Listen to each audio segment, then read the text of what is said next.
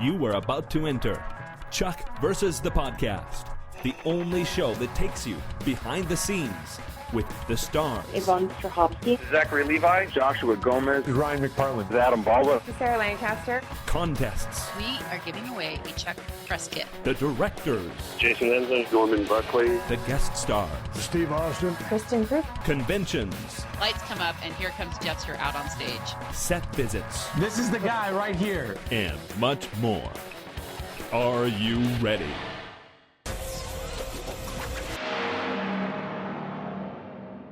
This is Gray. This is Mal. This is Liz. And we want to welcome you to Chuck versus the Podcast, episode 90 for Friday, May 20th, 2011. Oh my goodness, 90 episodes. And we have a lot to discuss after an awesome finale, season 4 finale, and set up for season 5 for what's going to be a really, really fun season 5. Plus, we have an exclusive interview with Robert Duncan McNeill, who directed he directed the last episode of season 4, didn't he? Yep. So it's going to be an awesome interview that Mel had with him, actually quite a long one. So we're going to race through everything else. And first is the ratings. Liz. All right. Well, in ratings news, Chuck versus the Cliffhanger rose 0.1 to 1.5 in the 1849 demo from last week. And that means about 4.47 million people tuned in for the episode, for the finale. And I don't know. I think that's a really nice way for us to end the season. Absolutely. Yeah, I think that's the highest we've been since episode 17, I believe. Mm-hmm. So, good. Excellent. And the news leaked last week, just in time for Gray to include a breaking news item in the last podcast, that NBC would renew Chuck for a 5th season. They confirmed that 13-episode pickup on Friday, stating that season 5 will be the final season for Chuck, giving the writers a fixed end date to write toward, which we think is an excellent idea. Mm-hmm.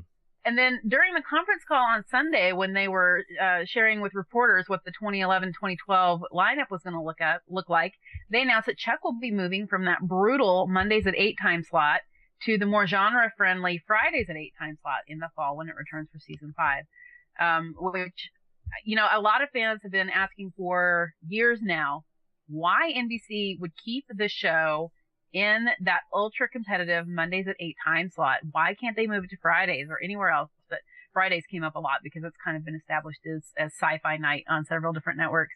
Mm-hmm. And they're finally doing it. They're finally doing it. So, you know, we're going to be away from, I think we'll have to see how the ratings are with that. But I think we may see something similar to what we had this season, which are not great on Mondays, but would be very good on Fridays. Yeah. Oh, yeah. I mean, there are so many things that are good news about what have come. I mean, think about the stress. I don't know about you guys, the stress every Tuesday morning at 11:30 a.m. waiting for those ratings to come in. I'm so happy that that's gone, and to be in a less competitive time slot. And the thing is, what people have been talking about is this whole phenomenon of a show being moved to Friday and then dying. Well, that can't happen because we already have a fixed end. Mm-hmm. So they're moving it very purposely to prop up another show, and they know what they're going to get. They know they're going to get those 4 million Chuck fans to help support this new sci-fi show, and they're happy with that. 13 very solidly written episodes. That fixed end date that we've been asking for months. Awesome stuff. I just tweeted it this week asking for, well, let's think of some other examples of shows that have had fixed end dates. And there's some awesome shows, like Smallville is a perfect example. I thought it was actually weakening in season 8 and 9. It was weakening until they had a fixed end date to write towards, and then it started getting stronger again. I mean, think about shows like, I think, Friends, Seinfeld, Everybody Loves Raymond, Buffy, West Wing, MASH, JAG, Friday Night Lights, Will and Grace, Lost. And what's interesting about all of those shows that I mentioned is that when they have a fixed end date, they write toward it, they have a really strong ending, what happens is they resell very well. They resell to syndication very well. They play forever in syndication. A lot of those shows are still on the air right now because they had a fixed end date and they ended strong. Shows that fizzle don't do that. So it's awesome news that we have a fixed end date. And I personally am not planning on campaigning for it to be extended. Okay, see, now I had to have that explained to me because I was in the crowd when the news first broke that Chuck was being moved to Fridays. I was one that said, oh no, are we even going to be able to see all 13 episodes? Because I've seen it happen where the show gets moved to Fridays, they're guaranteed X amount, and then they just air a few episodes and then they yank it. But now that I hear more of an explanation, I have a clearer picture, so I feel a whole lot better. Yeah.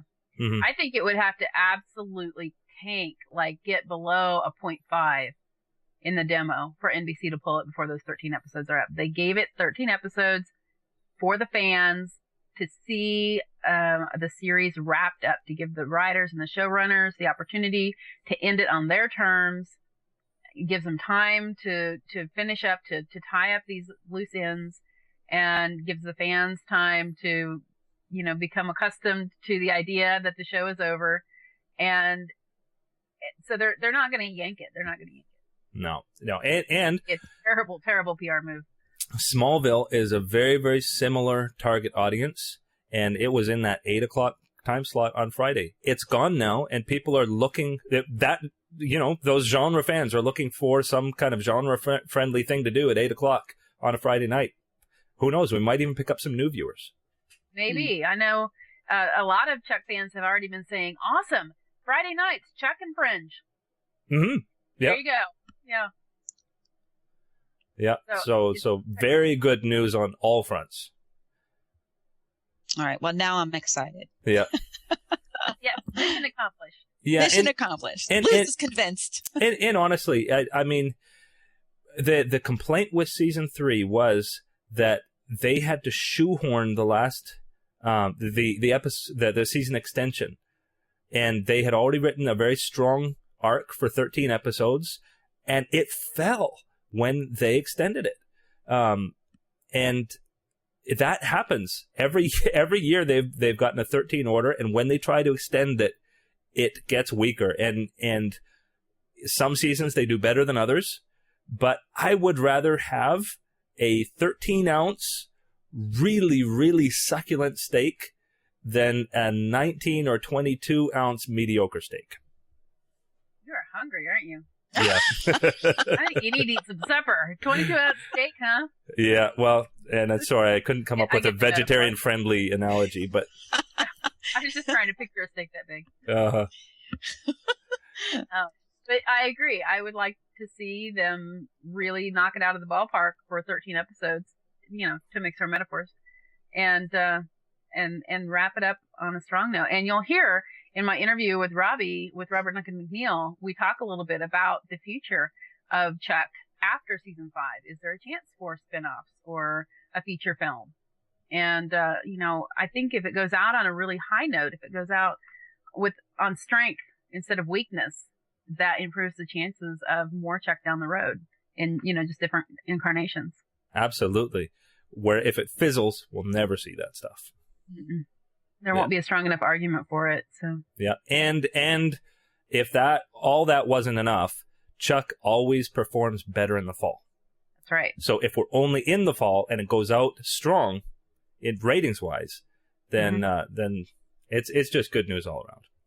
Yeah, so I agree. Speaking of good news all around, finale. I'm really working on these segues. I think you need to keep working. Okay. That one didn't work very well. Well, Chuck versus the cliffhanger. Oh boy. I mean, okay. I was disappointed that no one literally hung off a cliff. I'm so used to there being a literal representation of the titles. I was waiting for it to happen, and it never did. Yeah. Yeah, but what a cliffhanger. Yeah. I know I didn't see it coming. Yeah, I didn't either. I mean, some things I saw. Remember we did talk about how we thought that Volkoff was going to get unlocked and he was going to help talk down Vivian. So we did know that part. We obviously knew that Sarah was going to, she was going to get healed and she would get married. But, how they did it. In true Chuck form, they took what we knew was going to happen and then did it in a way that we didn't think was going to happen. Even down to the sign in front of the church, panning in on the funeral first and then dropping down to the Bartowski wedding. I was so that my affiliate ran over on the commercials. So I didn't get that part. Oh, so bummer. For me, it was fade to black with her in the hospital bed and Chuck despondent. And all of a sudden we're at the church, watching Chuck say his vows. And I'm like, what? What happened? That was terrible editing. Wow. And then people in the chat room were saying, ha ha, they got us with the sign. And I realized, that's So I ran through, I downloaded the episode from Amazon the next morning. I fast forwarded to that scene. Okay, that makes a lot more sense now. Yeah. It was a nice way to move on into that too. Well, and this episode was just packed, and I knew it was going to be packed when they cut the opening theme music. Mm-hmm. I mean, when they just had that swell, and then the opening was done, I was like, they needed that 30 seconds to tell more story in this show, and they told it. Yeah, excellent. What a finale! What a way to end a season! I just can't say enough about it. I was pleased on every level. It was emotionally wonderful, funny.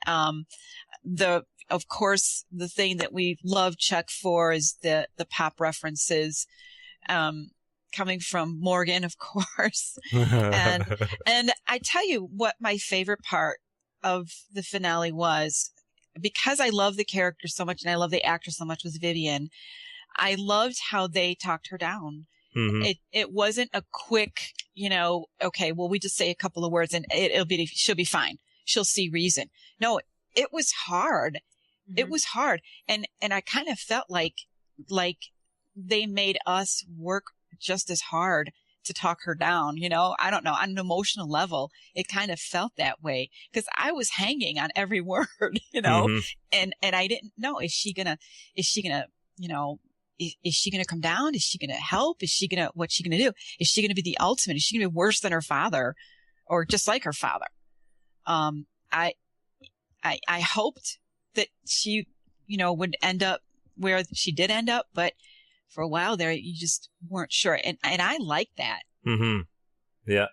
Yeah, you're right. That was a really strong way to, transition her back to the bright side. I fully expected when Chuck went to her and said, "Here I am. I know you want to kill me. Please save Sarah."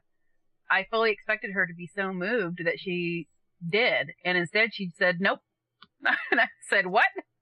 And even her father didn't do it at first. It was that token of his grandmother, was it that locket was hers, and it was that symbol that and it was when he put that on the new identities that she made that connection, that she had something, that she was a better person, and I thought it was just so well done.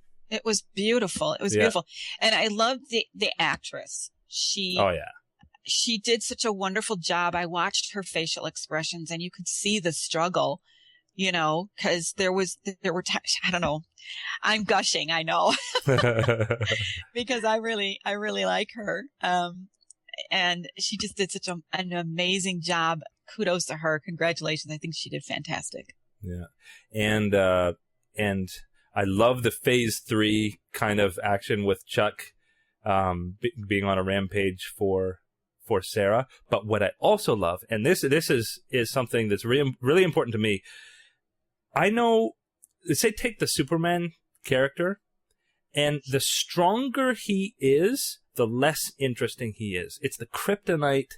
It's the putting Lois Lane in jeopardy. That's what makes you root for the character. And with Chuck, there's a little bit of a danger with the Intersect that if he gets too powerful, too strong, that we start to root for him less. I love the new formidable adversary in this episode that immediately takes Volkoff, immediately shows his strength, immediately makes Volkoff back into Winterbottom, and and tasers Chuck. I mean, this is a guy that Chuck can't defeat with the strength. He has to defeat with the smarts. Yeah. And in a way that makes us root for Chuck in such like in the way that we always have, or at least the way we did originally. And he wasn't able to defeat Decker until the Intersect was removed. Yeah. When he had the Intersect, he tried it. He pulled his impressive moves, and he wasn't able to do it. But after, when he was having to rely on his own skills and his own strength and his own relationships, and that's when he was able to do it. Yeah. Mm-hmm. And it was great that the whole team came together. Oh, that Casey grunt in the beginning when it was like, we're gonna have to break into this top security prison, and he just grunts. Yeah. He was on the same page with Chuck from the very first word. Yeah. Yeah, actually. How much did you love his line? So many Russians. Yeah. Well, so much of it. Not only that, when he said, "You're this," like even without the Intersect, without a hesitation, he says, "You're the second best spy I've ever worked with." Yes, let's go rescue the best. Go rescue the best. I mean, that was amazing. I loved that. Yeah, I loved it. That's high praise coming from Casey. Yeah, it is, especially considering where we started back in the pilot episode. Yeah. Oh yeah, I'm sure Casey would never have guessed it. A couple years back, and never would have guessed it would have turned out this way ever. Yeah. Well, which is an important thing, and I don't know if we want to jump this far yet, but I've been thinking a lot after this finale, and actually, interestingly, and I've been tweeting about this. I've been going back and reading old scripts from Chuck season 1 and 2, and I was reminded as I read these scripts, like I'm reading the lines that Casey is saying to Chuck. And I'm hearing season 4 Casey talking to Morgan. The way that Casey talks to Morgan now is the way that Casey talked to Chuck originally. And it just dawned on me just how much their relationship has changed over the last few years. And then it actually dawned on me the wisdom behind giving Morgan the Intersect, because Chuck has now pretty much mastered the Intersect, and so it's a lot less interesting. Mm-hmm. But with Morgan having it, now Morgan has, like, he is the Chuck of season 1 with regards to the Intersect. He is the bumbling fool. He is the person who's going to get in trouble because of it. He is going to be the person for whom the Intersect is almost more of a liability than it is a strength. And that has so many opportunities for comedy, for cool jeopardy that we wonder how we're going to get out of, and we need Chuck and his wisdom to get us out of it. And so, yeah, because there's a difference. There is a small difference between the two. Morgan, I could see Morgan being the one being, look at me, this is so cool. Whereas when Chuck got the Intersect, he was like, dude, I don't want this. How do I get rid of this? And I wonder how that's going to come into play. I think Morgan's going to get into a lot more trouble. Yeah. Well, see, I agree with you to an extent, but I think there's a much bigger difference that needs to be pointed out, and that is that Casey has been training Morgan for the last year. Chuck was just thrown right into this. Yeah, true. Zero training, no knowledge of spying, of any kind of martial arts, of how to defend himself, how to protect himself, how to handle living a double life. Morgan's been doing it. Well, he's been living the double life for a year and a half. Yeah. Since he found out about Chuck's secret. And, he's been living with Casey. Casey's been training him. He's been going out on missions already.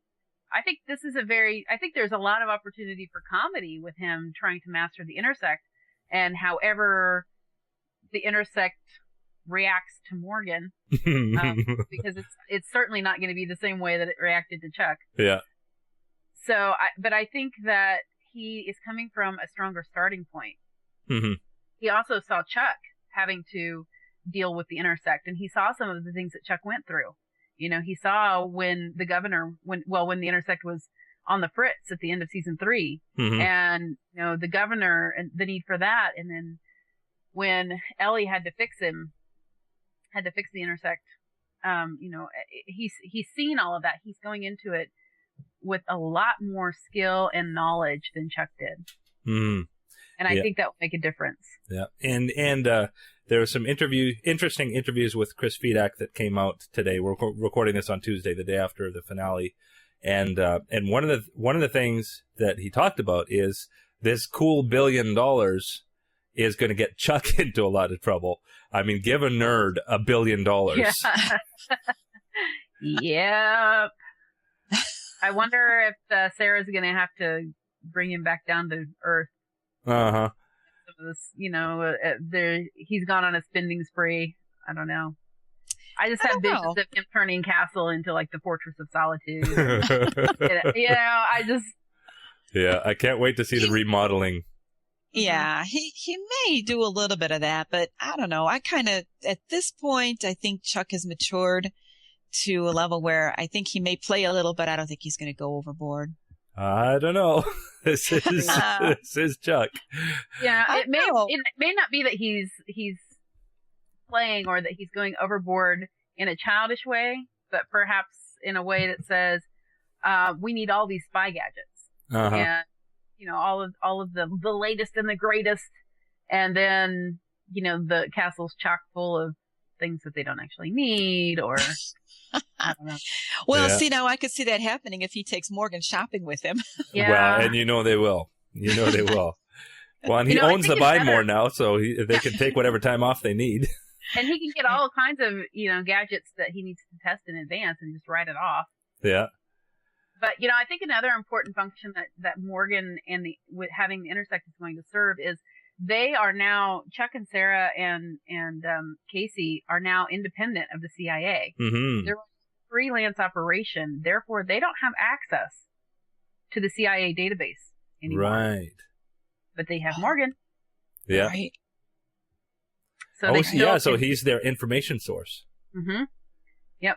And it looks like he somehow has the Intersect 2.0, unless he just assumed he has Kung Fu. He knows Kung Fu, and really all he has is the information flashes, because those are the glasses that Bryce sent to Chuck. So unless they've been modified, he should only have the Intersect 1.0.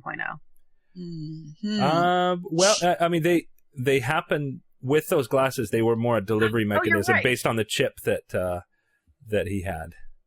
And that's right. He did get upgraded with the glasses. I'm confusing that with the email that Bryce sent. Mm-hmm. So, sorry. No. Yeah, the glasses. 2.0. Yeah. So how much do you think Beckman is going to be in the next season? I think she will be the source of some of the missions or some of the intel. Probably not all of it. I actually personally think that this is going to be a really interesting source for plots, because they can get into, like, as mercenaries, I'm thinking of Burn Notice, where the kind of things he gets wrapped up in, he can get wrapped in all kinds of stuff. It could be just his mom's friend who's having trouble, or it could be this multi-billion-dollar corporation, depending on the week. And with Chuck, I could see them taking these pro bono cases, or I mean, they could be helping a friend, or they could be helping Beckman with a problem that's got to be off the books. Yeah. Well, she's already shown that she's willing to go off the books. I mean, she helped them when she wasn't supposed to have been involved in the Volkoff operation. You know, letting Chuck get to Volkoff. She'll do it. So yeah, I wouldn't be surprised if she sent some missions their way. Yeah. Yeah. That's what I'm hoping for. And really, when you think of 13 episodes, even just the things we've already talked about, the comic opportunities, the new relationship opportunities, the new castle, the interesting new missions that they go on. I mean, they have potential for a killer 13 episodes. Yeah, I'm stoked about it too, because I think you're right. I think there's so many things that they can do with this all now. And none of it scares me. I'm not afraid that Morgan has the Intersect. I'm not afraid that this will be, Chuck and Sarah are married now. How is this going to affect the team? I'm not worried about that at all. Yeah. I think it's, if anything, I think all of this is going to strengthen this team. I don't know. I'm really excited to see what they're going to do and what they have in mind. Yeah, and a very, very, very important thing came out today. And even though I know a lot of people have been tweeting about Ali Adler, Scott Rosenbaum, and Matt Miller are all out of a job right now because all their shows got canceled, and everybody's been saying, we want Ali back, and we want Matt Miller back, and we want Scott Rosenbaum back on Chuck. And just this the way Hollywood works, people at that producer level get paid a lot of money. Mm-hmm. and they cannot take a pay cut. They're not allowed to take a pay cut to go back down to a lower level. And so financially, it's probably not going to happen. But the thing that Chris Fedak said today that was really, really, really crucially important was that his plan was that they were going to keep all the writers from season 4, and that those were the writers that were going to do season 5. Yeah. And I think that is an incredibly encouraging and faith-building bit of news, because I know that they had their quirks to work out this season as they figured out the story and figured out the characters and got their groove. I feel like they really hit their groove toward the end of season 4, and now that they have their groove, this same batch of writers is going into season 5. Mm-hmm. Awesome stuff. Yeah, that's exciting. That's really exciting news. These are some of my favorite writers, my favorite team here. Yeah. Yeah. I actually asked Robbie that specifically, if mm-hmm. they bring back anyone, and he said, that's above my pay grade. But what I can tell you is that we plan to keep all of the writers from this season. So I'm excited, specifically, Lauren LaFranc and Rafe Judkins, and then Kristen Newman, who I'm on the record, I'm a fangirl for her big time. Mm-hmm. I love what she's done. Her dialogue in particular, I love it. But I wanted to go back to the episode itself, to the content. Mm-hmm. We haven't mentioned yet a huge setup for season 5 is the conspiracy theory that Decker alluded to at the end of the episode. He told Chuck, basically, silly little man, did you think all of this was unconnected? All of it, all the way back to Bryce sending you the Intersect. In fact, probably back to Stanford is all it's all been part of something run by something that got me excited. I like conspiracy theories. Yeah. We'll need a new Tron poster. Yeah, exactly. Need a new chart. Yeah. Yeah. I am really excited about that, and about that being kind of the overriding mission for season 5, to find out who is behind all of this. And, he gave a smirk and a laugh when Chuck referenced his father being dead. Mm-hmm. And you'll hear in the interview how Robbie responds to that. And I tried not to let him get away with it, but I had to. In essence, it's possibility that he's not dead. Oh. But nobody's going to go on the record and say that. Ah. But just listen to the interview and tell me what you think. Oh. Very, very interesting. Well, yeah. And I love that. I was fully expecting Mama B to bite the big one. This finale. There's be some big death in this episode. Yeah. I think that was just to scare us into thinking that Sarah could die. To increase that jeopardy. But I love the fact that Mama B is still on board at the end of this episode. I do too. Going into season 5, I think she's been a great addition to the show. Before we move on too, What's that? Winterbottom is still alive, Hartley. Yeah, still alive somewhere. I don't see him coming back, but they've left it open. Yeah. Before I go too far, I do want to mention, going back to the Morgan thing with the Intersect, just a reminder to people, just as Sarah would say, don't freak out. Yeah. But if you're really hung up on this issue of Morgan having the Intersect, and is this the Morgan show now, but not the Chuck show? Shouldn't Chuck be the center of it? Just remember that the Buy More was destroyed at the end of last season, and in the first episode, it was back. At any point in time, Chuck could put on a pair of glasses and get the Intersect back. And that could be something planned for episode 3 or 4 of season 5. So if they feel for the story that they need to do that, they can do it so easily. And remember back when we found out, when it leaked, that Morgan was going to find out Chuck's secret in the middle of season 3? Yeah. People freaked out. The fans were upset. Maybe not quite to this extent, but they were upset about it. And, this is going to change the show forever. He's going to, and then, they were saying that he'll be involved in the spy missions. And it was, I think there was, to a degree, the same thing happened with Devin. It was, oh my gosh, everybody's going to be in on the spy stuff. This is, it's going to be about them. It's going to be about them being spies. And, this is Chuck, not Morgan, not Devin. The name of the show is Chuck. Well, you know what? The name of the show is still Chuck, and guess who's still the main character, even though all of that has happened. So have some faith, folks. Just because that happened doesn't mean it, but in any respect, that Chuck is any less special, that he's no longer the center of the show, that this is now the Morgan show, which I wouldn't mind a Morgan spinoff, but this is not that spinoff. So yeah, you never know where they're going to take Chuck to. I mean, they could do something, even if he doesn't ever get the Intersect back, there's other things that they could do to make him, really stand out. Mm-hmm. I don't think he needs the Intersect anymore. I don't either. Really Honestly, I don't. Because I think he can outsmart, because he's got that heart. He can connect with even the enemy to get them to do. He's got that knack to get people to do what he wants. Chuck was never one for he didn't like using a real gun.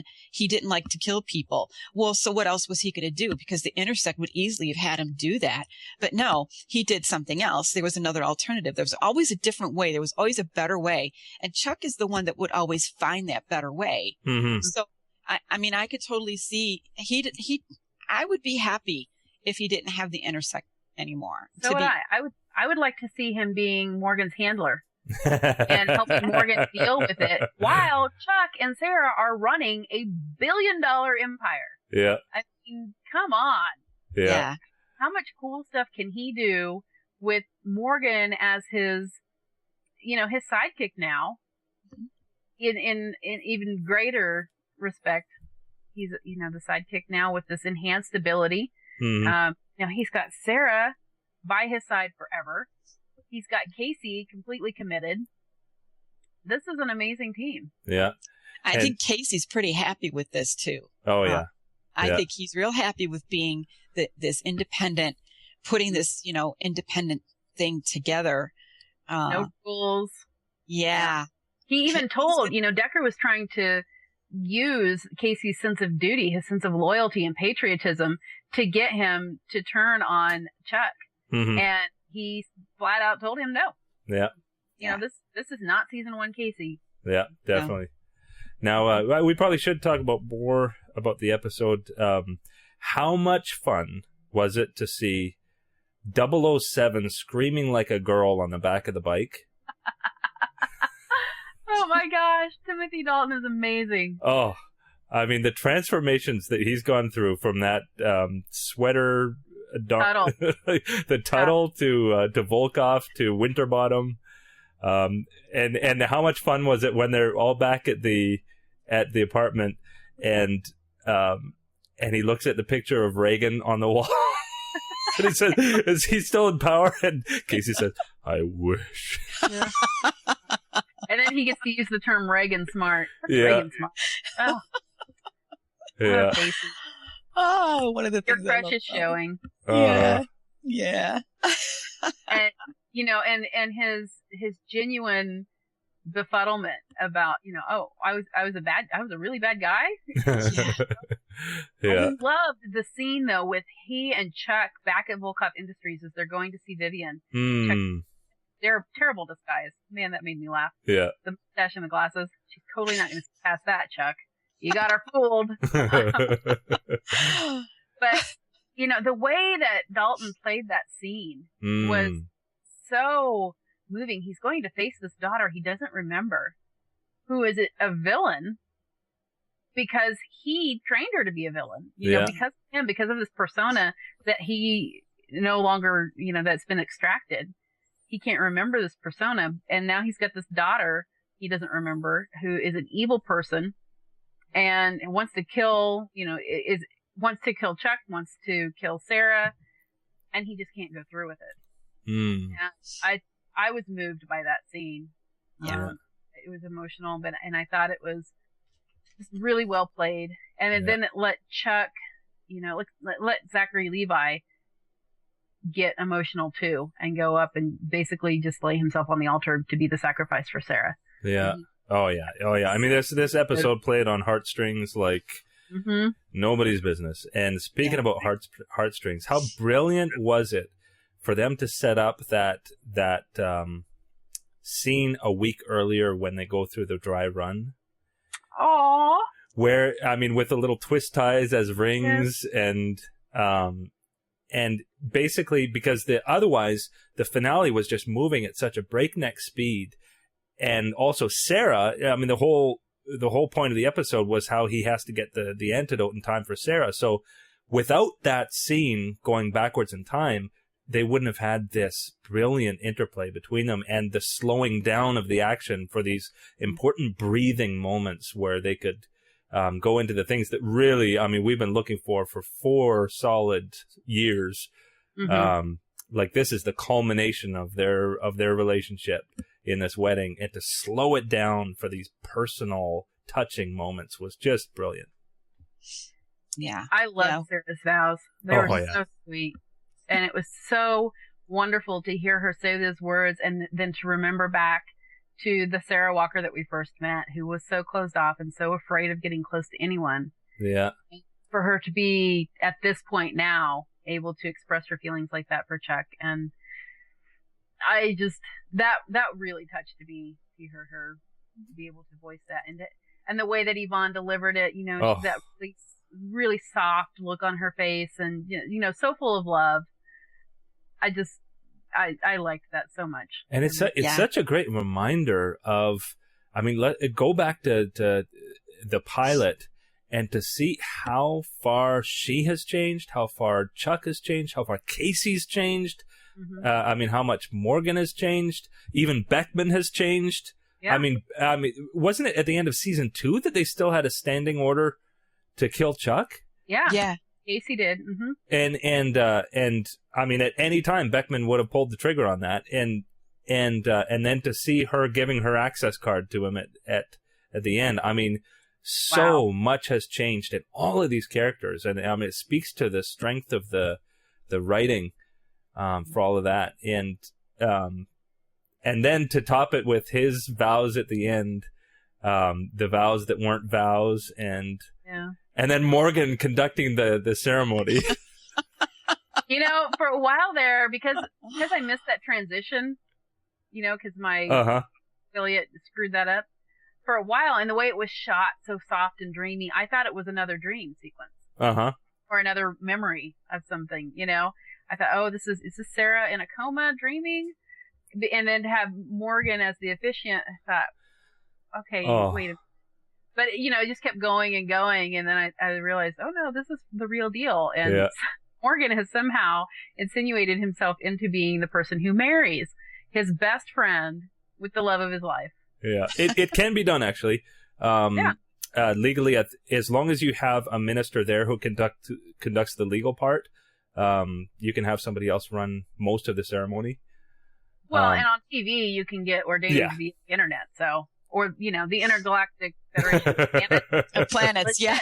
Yeah. I mean, that, and I, that was a real wedding, guys. Yeah. It really was. It was a real wedding. There have been a lot of fans saying, there's no way that was real. That was a dream. The whole last part was a dream. It didn't happen. Nope. It was legit. Yeah, that was legit. And, oh boy. Well, a couple of things. One, the Princess Bride reference. Oh, I just died with "As You Wish." I loved it. The window was going up. Oh, like as if they didn't, as if they needed anything else, and then they throw that in there. How brilliant! And that montage. That. Oh. You'll hear in the interview when Robbie says that's something they put in post production.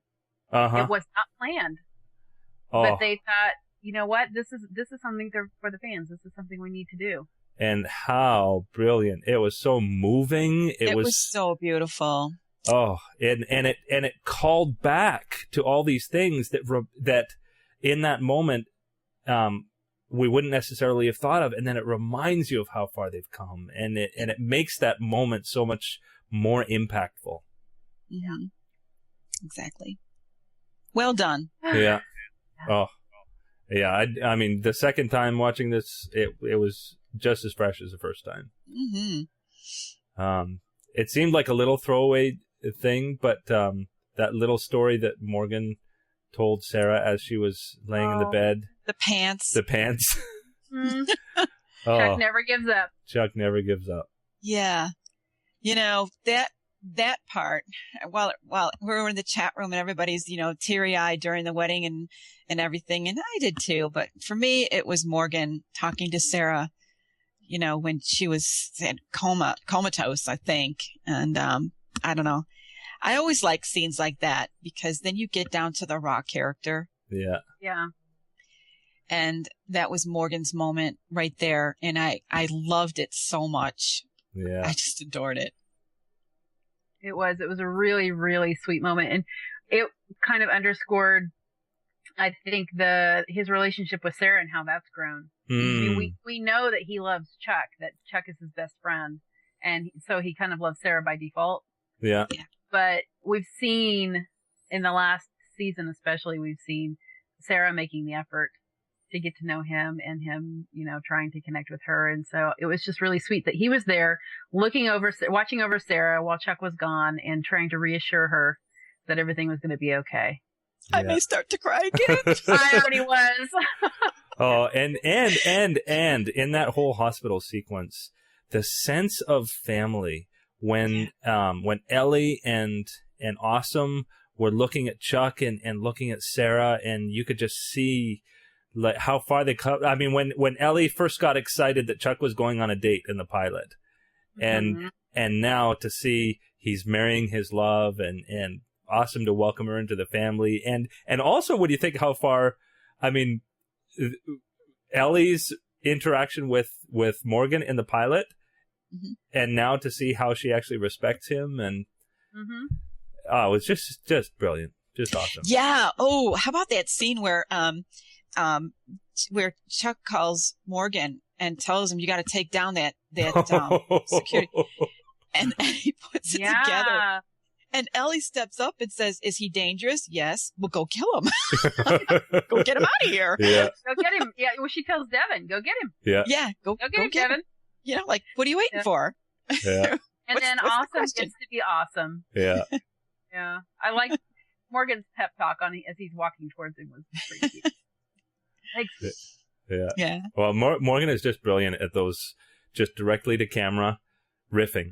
I mean, there he had one when he was trying to psych himself up, and at the end, right before he got the Intersect glasses, where he had that I can't remember exactly what he said, but being above the law and below the whatever, and yeah. In last episode when he was trying his Italian, yeah, he's just going for it. Yeah, Gomez is a genius. He is. He is. I'm glad we got past the crying part that last section for our viewers. Every time I'm looking over at Gray and Liz, it's because I'm about to cry. So So touching. Yeah. Oh, well, my. so that is the finale. That was it. And you know what? If that had been the season 4, like, series finale instead of the season finale, it would have been a great place to end on. I think so. Them married and yet still wondering about the possibilities where it could go. But we got a season 5, and there's going to be some tremendous fun and a really solid ending. Boy, life is good. Yeah. Hey, we got another season. We fought hard for it. They're giving it to us. Yay. Yeah. I'm ecstatic. Yeah. I cannot wait to see what they do with this setup. Cannot wait. I want conspiracies. I want trouble. Mr. and Mrs. Smith action. Yeah. I want a lot. I want him to just throw everything in there. Yeah. Bring it on. Bring it on. We're ready. Cool. So I guess that's it for our episode discussion of Chuck versus the Cliffhanger. And if that wasn't enough discussion, it was pretty long already, you're going to get some in-depth treatment with Robert Duncan McNeill. Mel had a very long, awesome interview with him, and we're going to roll that now. And then we do have some other things to talk about afterwards, so do stick around afterwards. Enjoy.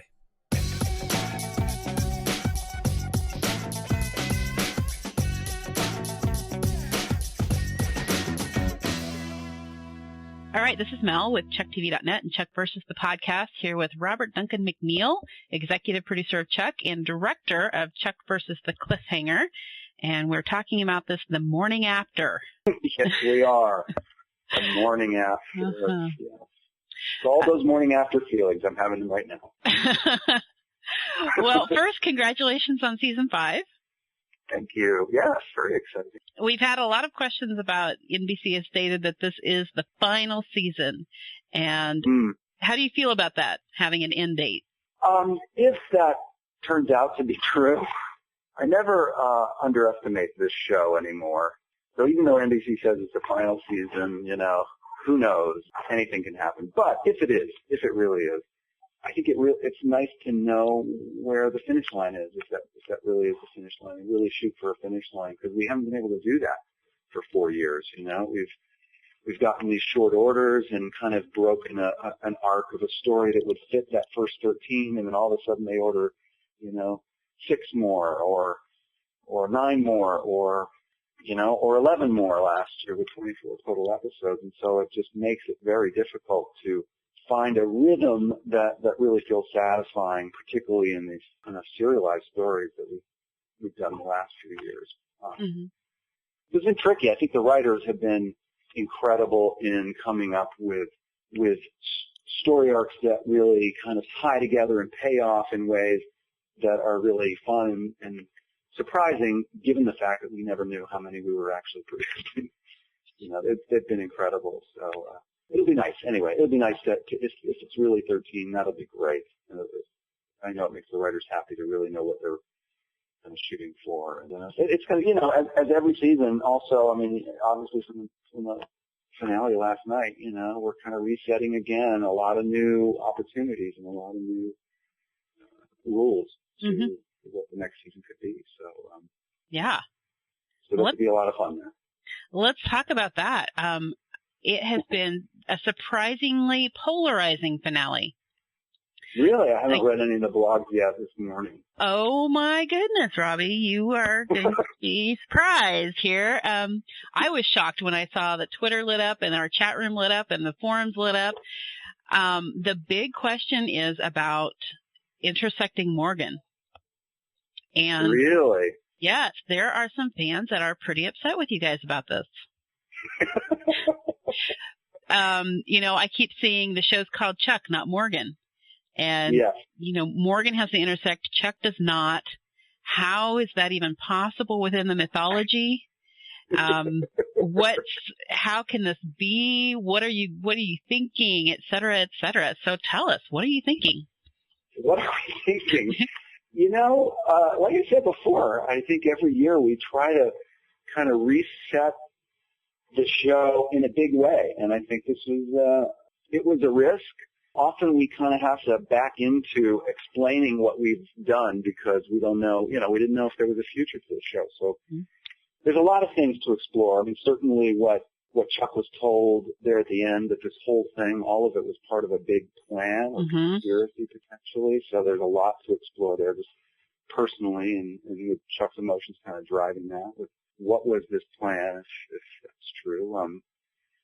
I think what was driving the Morgan getting the Intersect was just purely Josh Gomez has brought so much fun to our spy stories in a real comic way, and brought a lot of heart and a lot of fun to it. That it might be fun to experiment with. What if he accidentally downloaded the Intersect? Will it work? I mean, we don't know. We don't know what he thinks. Maybe a lot of things can happen.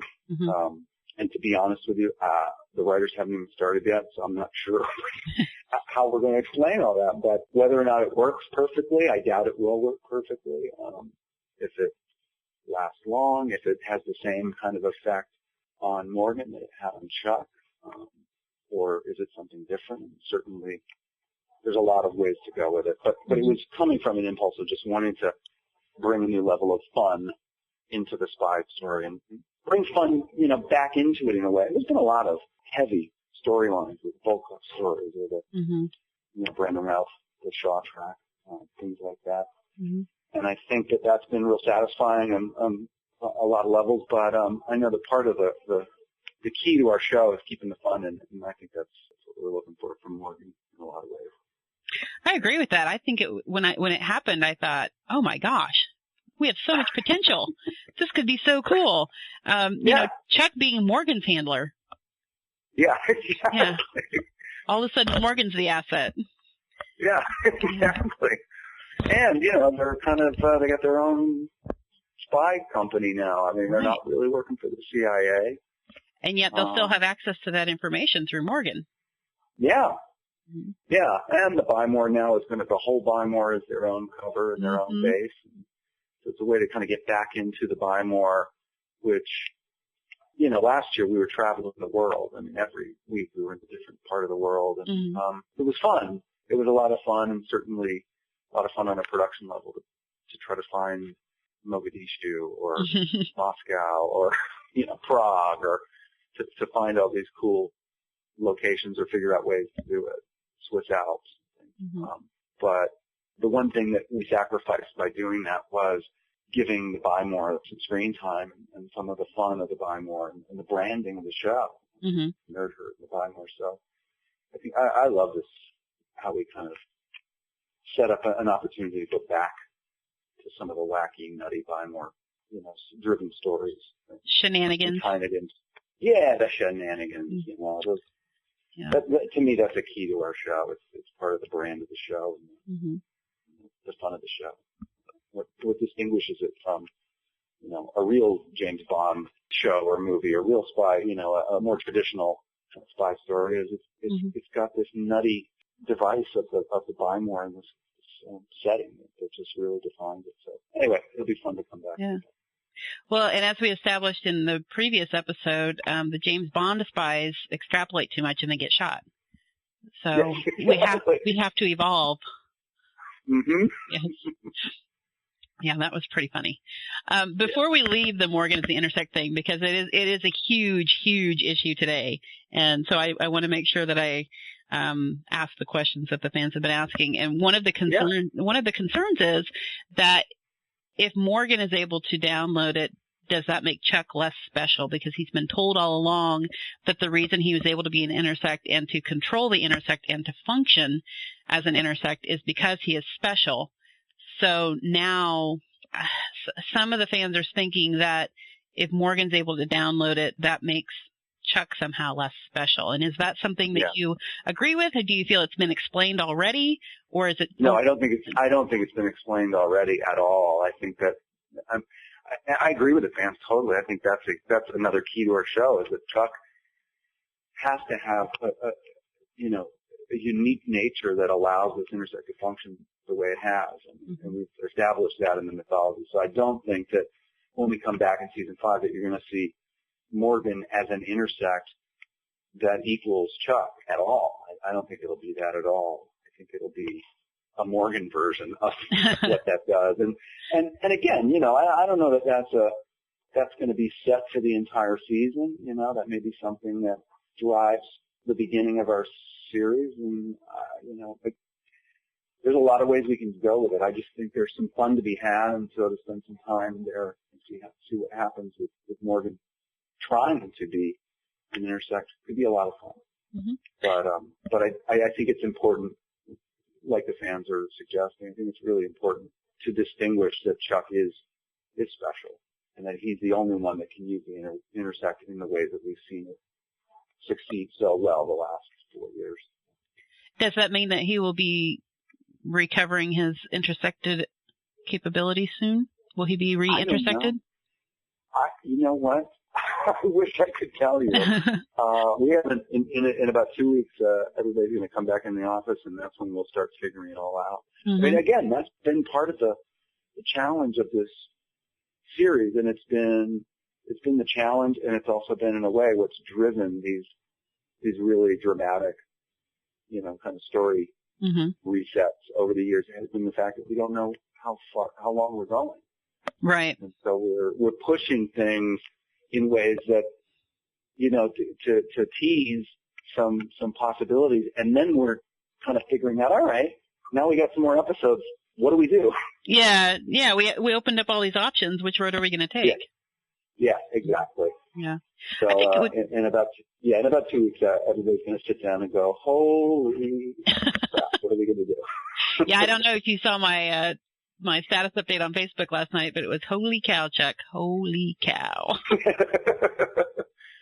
Yeah, it's going to be a fun. I think everybody on the show is really happy that we're coming back for a fifth season, and so much thanks to the fans and the people who have been part of the Chuck family and keeping it going in a huge way.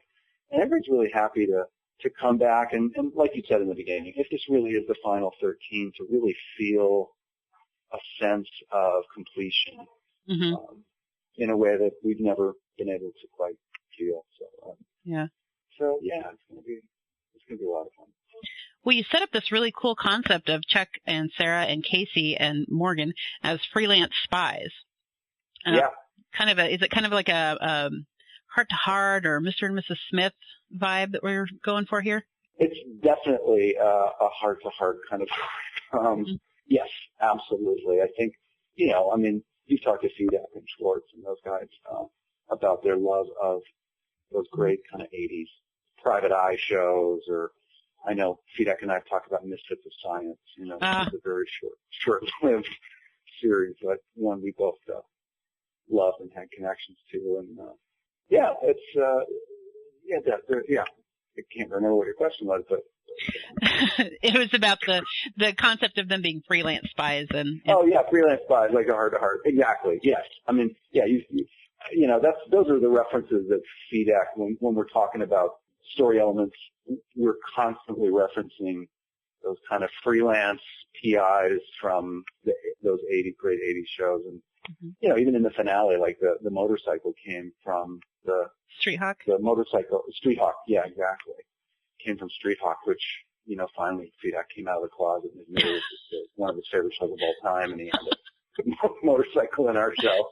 Awesome. That got a lot of good fan reaction. They liked that scene, and they were wondering how you filmed it. It was a combination, to be honest. A lot of the exterior motorcycle driving down the street, all of that motorcycle and truck driving was filmed by Paul Marks, who's our co-EP and line producer on the show, and directed an episode this year.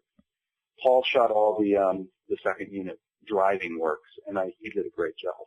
Mm-hmm. The interior of the truck was a set built on stage that was put onto a giant bladder, so it bounced around, and we had a blue screen outside so that when the door was open, it was a combination of a lot of different elements.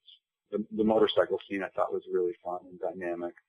And, the paratroopers in Act 4, when, Fedak talked about, the cargo plane flying over and dropping hundreds of Russian paratroopers. Was that Red Dawn? Was that Red Dawn? It was, yeah, exactly. We got a movie or a TV show from the 80s for everything. Yeah. It was a Red Dawn moment. It was very cool. Very cool. Yeah. I love Casey's reaction when he looks up and he says Russian. So many Russians. It was perfect. And we had that nice Reagan homage earlier. Yeah, exactly. Uh-huh. Yeah, there was a lot of fun in the episode. And some of the stuff, to me, the triad of our show, I don't know if I've ever said this to you before, but I always feel like a triad is a great spy story with some action, and we certainly got that with motorcycles and paratroopers.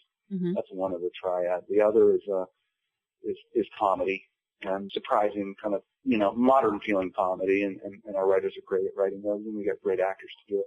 And the other is heart, and I think there were some great moments of heart last night. Mm-hmm. With Chuck's, the moment where he's running in after he's parachuted in, running in to give the, the antidote, mm-hmm. kind of slow motion montage. I mean, it was just epic, just an epic moment emotionally. Mm-hmm. Had a conversation with Timothy Dalton this morning. He was real happy with everything and kind of wrapping up his character. And I was telling him I thought the scene in the lobby where he's talking about his daughter and not wanting to face her, was really beautifully executed and great emotion. And in an episode that had to cover so many bases and tell so much story, I thought we really got a lot of good emotion with it. Mm-hmm. That was a really surprisingly moving scene, and props to him for he maneuvered between Tuttle and Volkoff and Hartley with such ease throughout the whole season. Oh, that's great. I will pass that on that you think that, and so many people do. He was a joy to work with all year, and a really true actor's actor. I mean, really had a lot of thoughts and would come in with thoughts and ideas weeks before shooting an episode, and just put a lot of himself into it. I really, I loved him. He's great. He was terrific. I'm hoping that we will see him again, but I know there's a lot to cover still. Yeah. Mm-hmm. I had a question about you were talking about, the epic scene of Chuck coming into the hospital to give Sarah the antidote. What was the thinking behind deciding to fade to black before she opened her eyes and then go straight to the wedding? The fade to black, actually, the way that as I recall, the way the sequence went was we went to the, you're talking about the act break there where he gives her the antidote and he's saying, it's not too late, and we pull back from the room and he drops his head. Is that the moment you're talking about? It goes to commercial and then it comes back, and my stupid affiliate bled over, so I didn't see the scene with the sign where it goes hands from the funeral down. So I'm like, wait, what happened? I don't understand. Yeah, again, a ton of story to tell, and so trying to find the smoothest way to transition there. But yeah, we go out of that act kind of fading out on the huge question of, is this antidote going to work, and kind of misdirecting at the end of that act that it may be too late, that we kind of go out on the music all faded and all you had was the beep, beep, beep of the machines as we pulled out. Mm-hmm. It was a pretty kind of stark moment to go to commercial. So at commercial, we come back on the one shot kind of coming across the church, and we see the sign that says, funeral at 4 p.m. Mm-hmm. We hold there for a beat, and then the tilt down to Bartowski wedding at 1, was, by the way, I think Nick Wooten, our writer, it was, I think one of his favorite moments all season. And during prep, he was like, I love this when we come across the sign and they're going to think she's dead, and then bam, we see the wedding. And he was so excited about that moment. But yeah, if you missed that, then it probably felt like a big jump. It really, that was the idea. Yeah, that was the idea, was to kind of go out with a misdirect in the sense that, was it too late, and then coming back right into the wedding. By the way, there was a version of the show because there was so much story to tell. I wondered how many deleted scenes there were. There was a lot of pieces of scenes out of this because we were about 10 minutes over in the first cut. So there certainly were a lot of pieces, but we didn't cut a lot of scenes. But there was a version, because there was so much story to tell, a version in prep where we came back from commercial to a church, same idea that you see a sign, funeral at 4, and then you saw the Bartowski wedding, and then the doors open and the wedding was over. There was a version where we never saw a wedding, where it just was a big surprise of them coming out with rice. And in prep, we all kind of discussed it, and we went, we're missing an opportunity here. There's an opportunity to see the service, and and that's always a debate on these shows because we're covering so much ground that Yeah. what part of the story are we going to focus on, and what parts are we going to kind of skip past to get to keep moving forward? And that was one that obviously was too big a moment not to be there for. Yeah, I think the fans needed to see it. Oh yeah, for sure. But it's interesting because those are the kind of things we struggle with. We struggle with what parts of the story are we focusing on, and how are we kind of rolling it out. And as that story developed, and the idea of their nervousness, the flashbacks, and beforehand, and him struggling to write his vows became the focus of kind of those flashbacks. And so then we come in on the wedding, and we actually finally hear the vows. So that was the idea. That was precious. Sarah's vows were just, we were crying. There were some tears. There were some tears when we filmed it because, again, we didn't know if we were coming back, and a lot of people, wondered, could this be the last episode ever? And so to see the wedding, and it was funny when we did the rehearsal for the first time in the church, our hair and makeup department, all the girls were crying. Aww. And Yvonne was tearing up. And Zach was very emotional. It was just a rehearsal, but it was the first time we actually did it, and everybody kind of like, oh my God, look how far we've come. Exactly. What a moment. Yeah. It was. I was looking around like, oh my God, people are really crying. Yeah. Well, you're so invested at that point that it feels real. You care about these characters. Yeah. What was the thought behind making Morgan the officiant? Because we expected him to be the best man. Yeah, that was, the idea was when we thought about Morgan's perspective during all this, that he couldn't let go, that he just, that he's so invested that he wants to be intimately a part of it. And we had this idea that wouldn't it be funny if Morgan's everywhere? Like he's the judge, and he's the chauffeur, he's the, he's everybody. Yeah. He was, if there was a reception, he was the catering guy, he was everything. And we just thought that was a funny idea. So, the idea that he got his online, Justice of the Peace license through the Federation of Planets. Yeah. Was funny. That was, and then with you directing, I was like, oh wow, way to go, Star Trek. Even though that's United Federation, but yeah, exactly.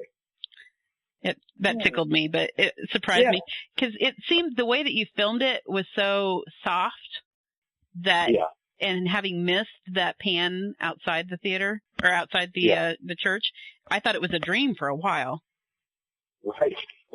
Yeah. And then, but it just kept going, and then I realized, oh no, this is legit. Yeah. So. And I thought our editors did an incredible job on that montage, which was not scripted. It's something we kind of came up with in post. The montage of them coming out and the slow motion of the rice being thrown with kind of going through the pilot. And, a moment from the pilot, a moment from season 2 and 3, and building all the way to Welcome to the Family. And I loved that.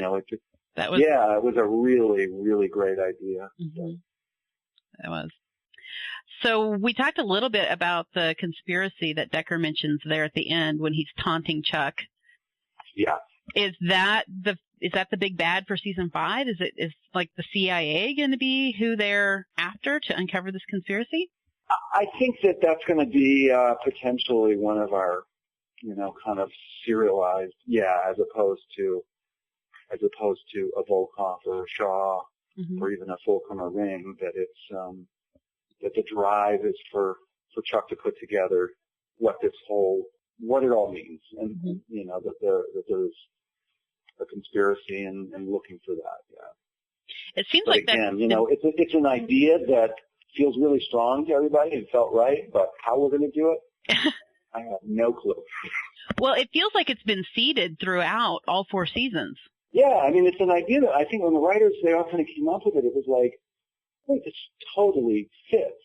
It was not planned that way, but it's just, and it's funny, it fits, it seems so natural once we came up with it. Like, yesterday I was driving my son, my 13-year-old, home from school. We were talking about the finale. He hadn't seen any of it or didn't know much about it. And he was asking me questions. And I was like, Dad, what happens? And he goes, and then my son's name is Carter, and he goes, wouldn't it be great, Dad, if in the last episode that Chuck finds out that the whole series has been a conspiracy?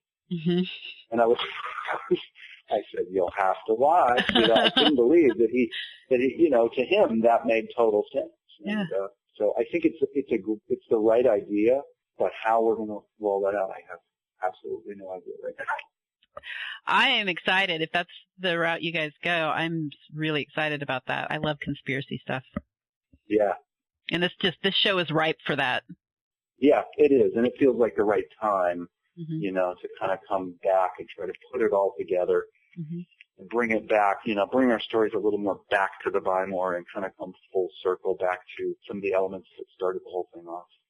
It feels like you've been doing that all season to an extent. We've had, Karina's been back a few times. We had John Larroquette back, Sarah's dad, and then not just people, but there's been visual gags and lines referencing things from the past. It's been really a rich season for longtime fans.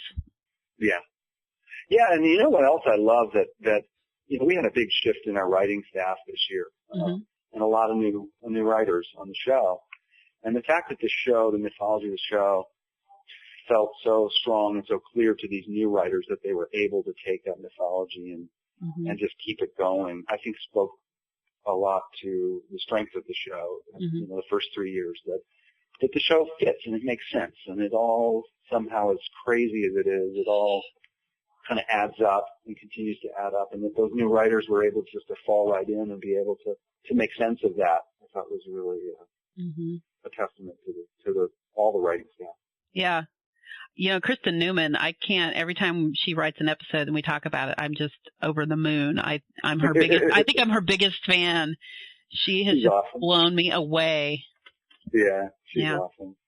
So, are we going to see, I know we got Phil Klemmer back, or you guys did. You see how I'm taking ownership of this show now. Yeah, of course. We're all part of the team. So. Yeah. Is there any chance that, with some of these other shows that writers left for in season 3 that didn't get picked up, will we be seeing any of them return to the staff, or is it too soon to tell? I think it's too soon to tell. And in terms of the writing staff, it's really Christine, our department. I think that we're going to continue with the staff that was with us last year. For the most part, I haven't heard of any big changes. Phil coming back was great. Yeah. That happened with the extra episodes. We needed some help in that back 9 or back 11. Yeah. Did you guys just all cheer and then groan when you got that news? Yeah, exactly. Yeah. Yeah, hey, absolutely. 24 episodes is a lot. It's a lot. That's a long haul. It's a long haul for a show like this too. I remember back when I was doing Star Trek as an actor, we started off doing 26 episodes a year. That was kind of the syndication model that Paramount had back then. And I was an actor on the show, so it didn't really, I didn't get the full understanding of what that many episodes was. And boy, when we did 24 this year, I was thinking back to those Star Trek episodes and just, I don't know how our Star Trek production team did it. 26 a year, That's practically year-round production, isn't it? Yeah. We would pretty much break for, 3 or 4 weeks in the spring. That was about it. And the writers never stopped, really. Yeah. They squeezed in breaks when they could. And like I said, I think Didak is taking 2 weeks. That's it. That's all. And then he's back this week and next week. This week and next week he's off, and then we'll back into it. He'll be back into it, getting the writers together. And, production will get back in June, and we'll start filming in July. Here we go again. Yep. Take a deep breath and let's do it. Exactly. Yeah. So are we looking at, with season 5 possibly being the last, are you guys going to, I know you guys haven't really broken the stories yet, but has there been any talk of saying, you know what, NBC says this is the end, so let's pile on all of our dream casting and storylines and gadgets and everything? Yeah, I think that's going to be the goal out of the gate is assuming that, taking them at their word that this is the final 13 and really kind of planning for that. Like I said about the motorcycle, the Street Hawk, gag we did. FedEx got a lot of love for things like that and a lot of ideas that I know he'd love to do. So assuming we can afford it, and even if we can't afford it, we'll figure out a way. Yeah, they said that was the most expensive episode, like, since the pilot. Oh, was it the finale? It's something like, or one of the most expensive episodes. I remember hearing that it was pretty expensive. And yeah, well, with all the the motorcycle gags and that parachuting, even though it happens quickly, I mean, to accomplish that safely and a combination of visual effects and a lot of practical there. There was a lot of stuntmen that day working in construction cranes, and I mean, if I wish I had pictures of the whole rig that it took to get those guys coming in on marks, coming in safely. It was a huge build. It was a feature film style build to get those guys parachuting in. It was a cool scene. It was cool, yeah. Cool, yeah. It was impressive, kind of showing the might behind Chuck. He may not be the Intersect anymore, but he's still a badass. Yeah, exactly. Yeah. Well, there'll be a lot of, I know FedEx still got things in his back pocket that he wants to do. So we're going to probably be throwing all the stuff that he still has left at these last 13. They're going to be big. Good. That's what we want. Well, just we've been discussing this in addition to the Morgan and Intersect issue. There's been a lot of discussion about whether we should take Decker's laugh at the reference to Stephen Bartowski being dead to mean anything. Yes, that laugh right there. Anything's possible. Anything's possible. Bryce came back, and anything's possible. Again, there's a lot of things to work out and plan, but you never know. I like that with Decker's suggestion of conspiracy, and I thought he did a great job. His performance was wonderful in the finale there, and gave a lot of color and texture to what could, potentially Decker could come back next year. Oh, I hope he does. To stay a problem for Chuck. And so, we'll see. I mean, anything's possible in the Chuck world. Yeah.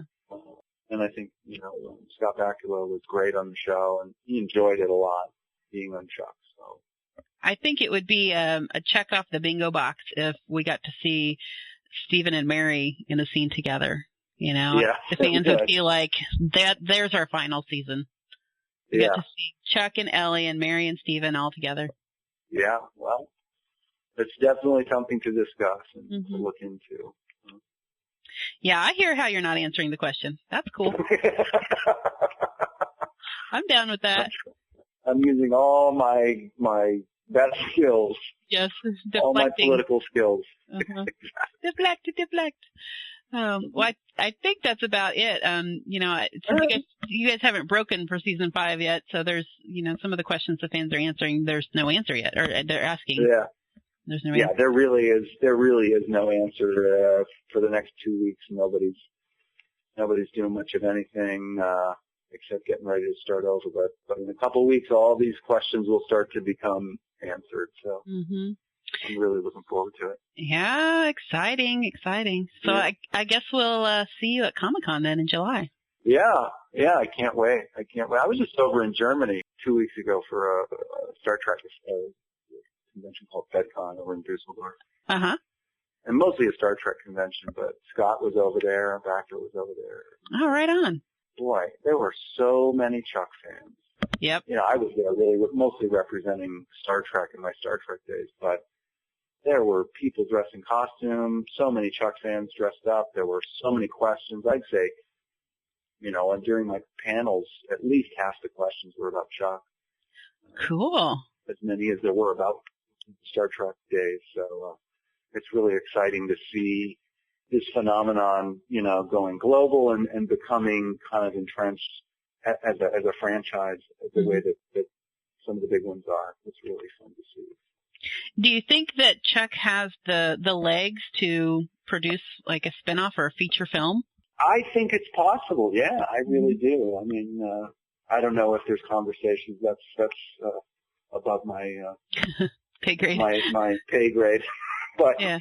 But we'll get through season 5 and then see. But absolutely, I think a feature or a spin-off. I mean, it's got the mythology that Chris Fedak has been able to create here. At least so many possibilities open for our series and potentially for more. So yeah, great. Yeah, that would be cool to see it become a long-running franchise like Star Trek and some of the others. Yeah. And then you could be the Uber geek. You would have been in both. Exactly. You would have involved in 2 huge franchises. I'm feeling kind of Uber geeky already. So. Yeah, I think you should, really. I kind of do. Yeah. And Masters of the Universe, that's a big, I go back to Masters of the Universe in the 80s, and that was kind of geeky. Oh, yeah. Yeah, let your geek flag fly, man. Exactly. I think you've earned it. I think so. Yeah. I think so. Well, cool. Well, great talking to you, and we'll talk some more in this upcoming season. You bet. Thanks so much, Robbie. We really appreciate it. Absolutely. All right. Have a good one. All right. Thanks. You too. All right. Bye-bye. Bye.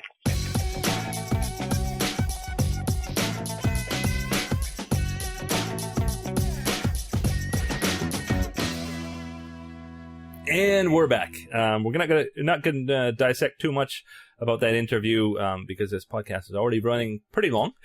But this is getting towards the end of our 90th, actually 91st. That's a long story. Episode 90 of our podcast, and we had a kind of a half episode celebrating one of the renewals. It has been a long haul with 24 Chuck episodes this season, and so our summer podcast schedule is going to involve a couple of hiatuses.